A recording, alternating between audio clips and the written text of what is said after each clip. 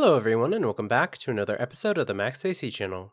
For this month, since we are once again approaching the Lenten season this year, I thought we could continue our theme of making Lenten food and doing another round of Meatless March, where we'll be making 5 more recipes that are as delicious as they are meatless. For this week's episode, we will be making some Caprese Salad.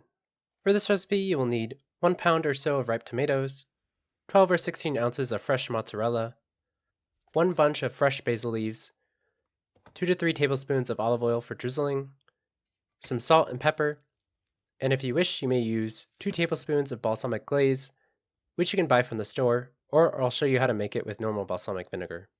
This will make about 4 to 6 servings, so just as needed. First, we'll prepare the balsamic reduction. So in a small saucepan, add in your balsamic vinegar and bring it to a low boil.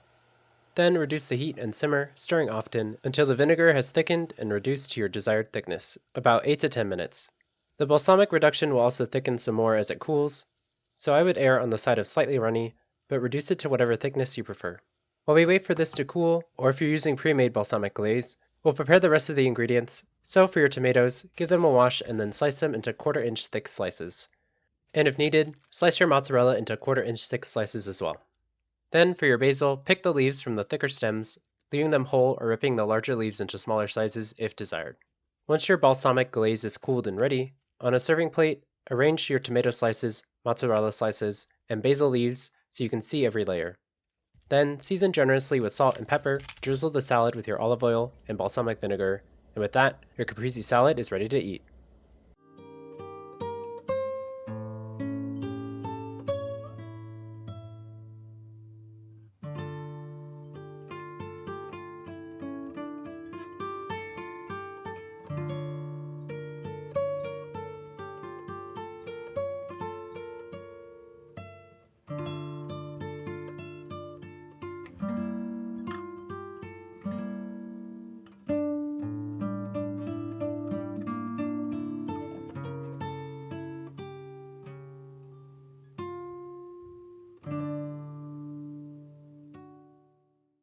For our first recipe this go around, I wanted to start with a simple recipe that requires little work, since this first week of Lent has a few more days of fasting than other weeks. So I thought that this salad would be a great way to start the Great Fast with something simple and delicious.